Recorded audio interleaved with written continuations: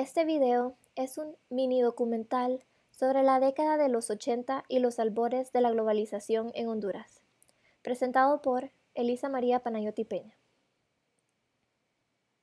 Resumen teórico. La Guerra Fría marcó la década de los 80 en Centroamérica. Esta época coincidió con el paso a la democracia en Honduras después de los gobiernos militares, pero también fue marcada por una serie de guerras civiles que se llevaron a cabo en Nicaragua y El Salvador. En Nicaragua, el Frente Sandinista de Liberación Nacional, FSLN, derrocó al gobierno de Anastasio Somoza para establecer en el país una dictadura de izquierda.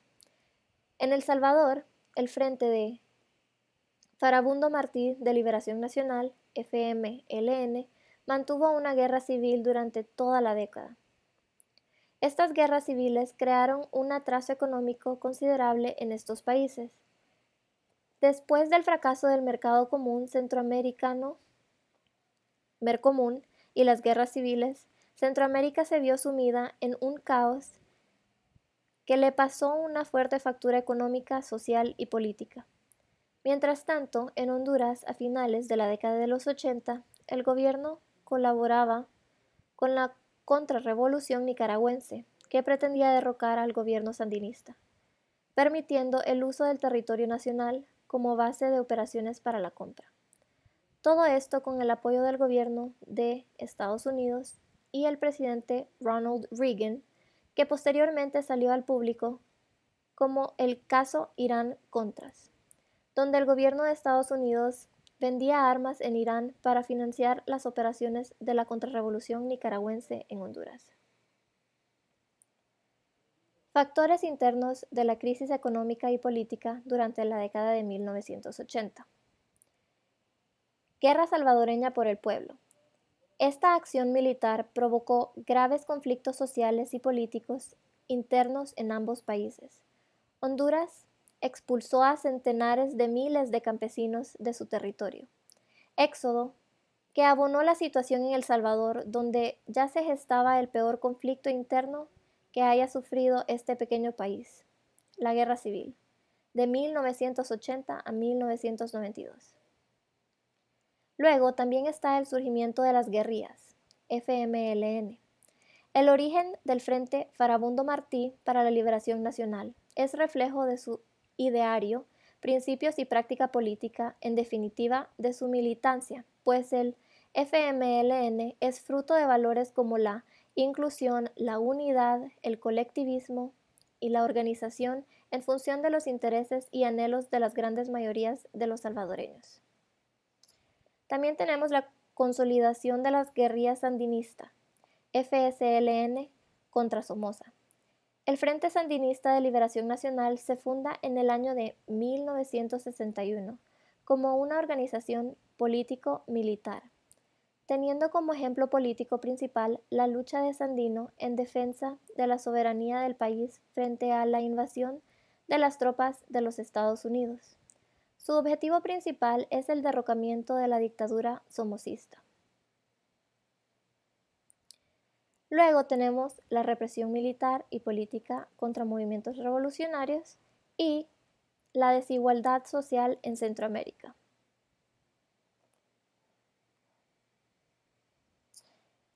También tenemos la crisis económica a causa de desastres naturales. De igual manera está que en Honduras ocurren brotes revolucionarios. Entenderemos por brotes revolucionarios aquellas organizaciones político-militares que pretenden generar, mediante actos de violencia, un clima de agitación política de tal forma que se den las condiciones adecuadas para la insurrección de los sectores sociales dominados.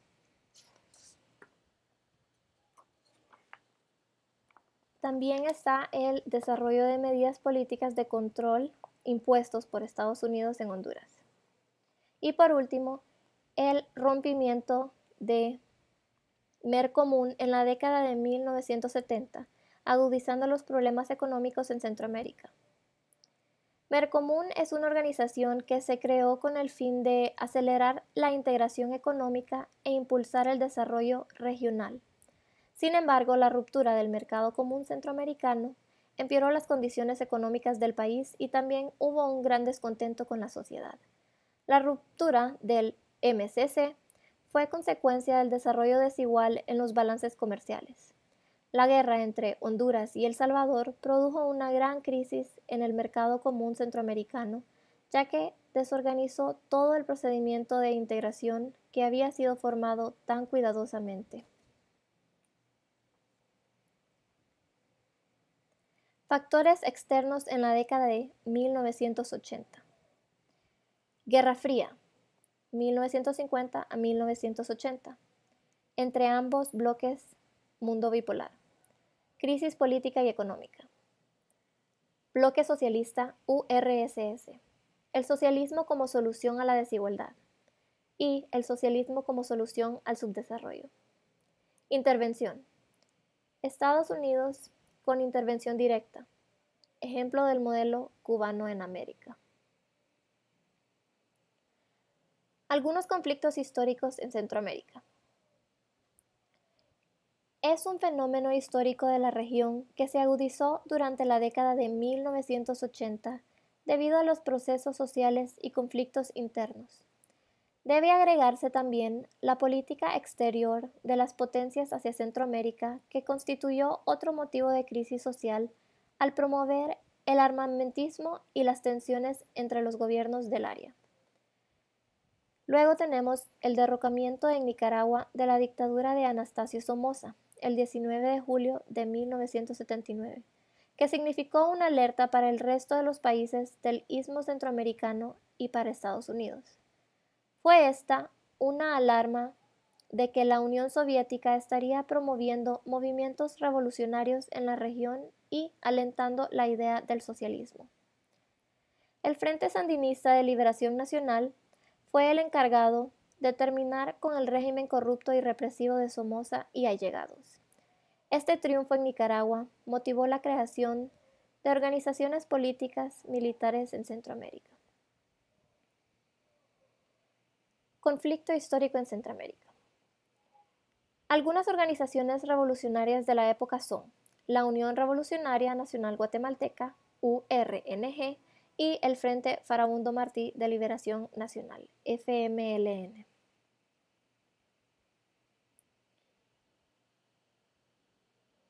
Entre las medidas que tomó el gobierno sandinista se pueden mencionar: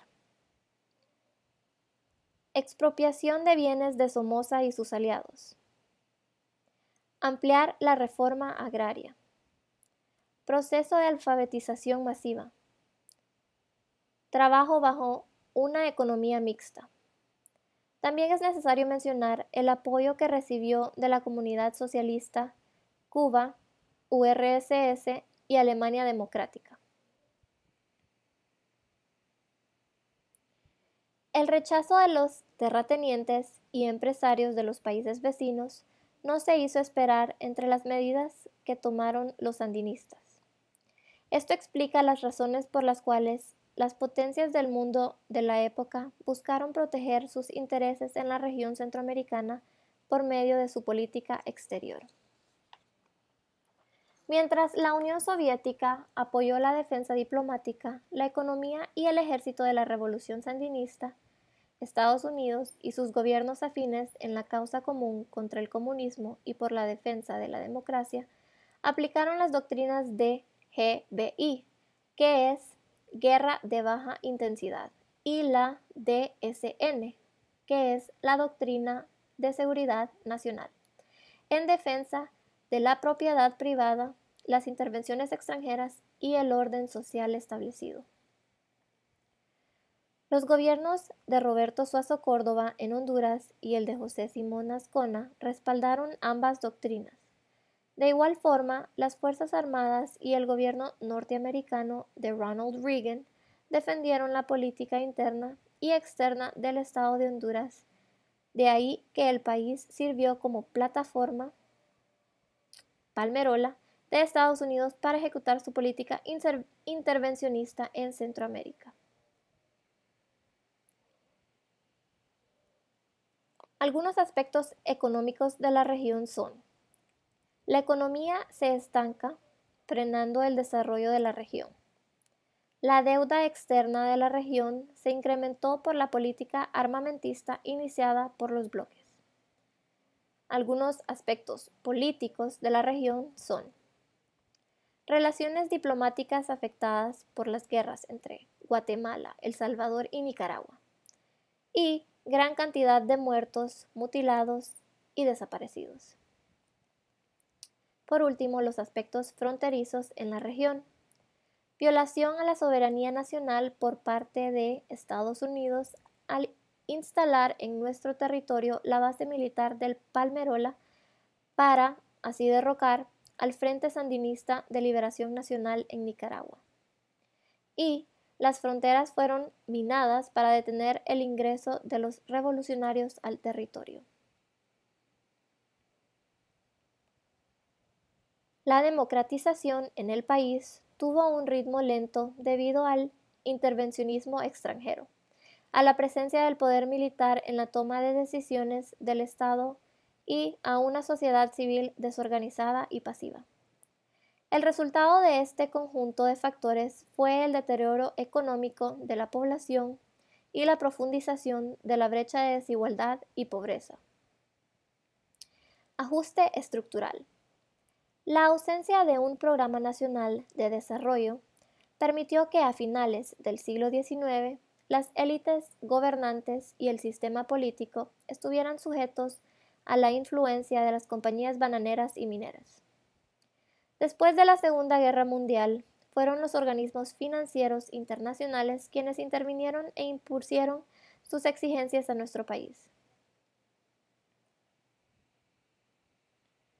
Entre los organismos financieros internacionales podemos mencionar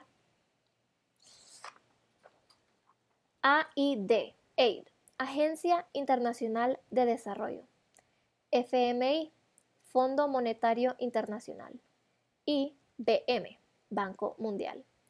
Todos ellos pertenecen a Estados Unidos y desde la década de 1980 hacen recomendaciones a los diferentes gobiernos del Istmo Centroamericano orientadas a la promoción del neoliberalismo y sus estrategias. Estas estrategias tienen una base en Programa de Ajuste Estructural, PAE, en América Latina, y la globalización.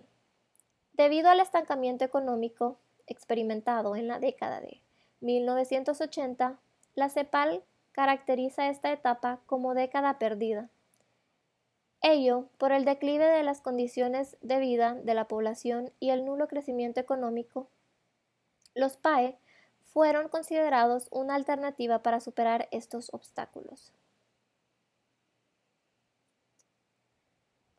Los programas de ajuste estructural de la economía fueron diseñados por los organismos financieros internacionales y están sustentados en el comercio exterior.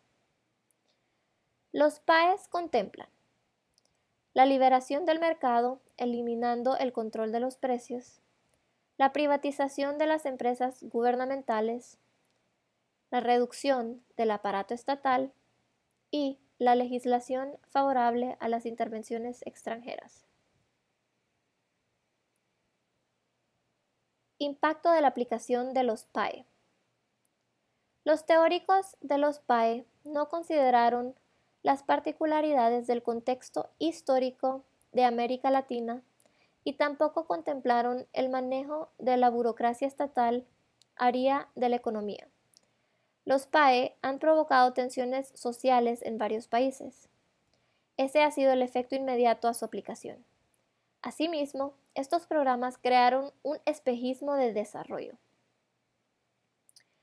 La política económica de Suazo Córdoba se caracterizó por favorecer a un grupo de empresarios con préstamos y subsidios, reducción de costos y aumento de las ganancias de las transnacionales, el alto déficit fiscal, pago de la deuda externa y una mala administración de las ayudas recibidas, lo cual indujo a nuevos préstamos en incremento de la deuda externa.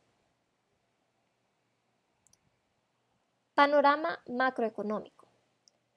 Los beneficios adquiridos con la aplicación de los PAE fueron exportaciones vinculadas a la economía mundial y al financiamiento de manera permanente por sus gobiernos. En la década de 1990, Honduras expandió la exportación de productos no tradicionales como el cultivo del melón y camarones, productos que generan mayores ingresos al país y fuentes de trabajo para la población. Y finalmente, la globalización en Honduras. Los PAE no lograron integrar las dimensiones macroeconómicas y microeconómicas que conforman la dinámica de la economía hondureña. La razón de ello es su tendencia al parcialismo, entendido como la búsqueda de desarrollo y beneficio restringido como poca proyección social. La globalización es una tendencia económica mundial que inició en la década de 1970 y consiste en libre traslado de capital y mercancía y el estímulo de relaciones económicas con bajos aranceles. Bibliografía. Gracias por su atención.